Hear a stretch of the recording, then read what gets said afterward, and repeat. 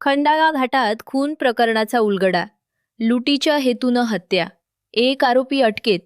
Pusad Vasantnagar police station हद्दीतील खंडाळा घाटात झालेल्या खून प्रकरणाचा स्थानिक गुन्हे शाखेच्या पथकानं उलगडा केलाय. दिलीप महादू ढाकरे, राहणार फेटरा, तालुका पुसद यांचा दगडानं ठेचून खून करण्यात आल्याचं निष्पन्न झाले असून लुटीच्या हेतूनं ही हत्या करण्यात आली होती. या प्रकरणी पोलिसांनी गोपाल उर्फ गोलू बाळू पवार, राहणार सेवादास नगर याला अटक केली आहे.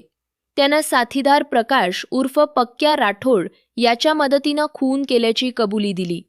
आरोपींनी मृतकाला एकांतात नेऊन त्याच्यावर दगडांनी वार करून हत्या केली व पुरावा नष्ट करण्यासाठी चेहरा विद्रूप केला.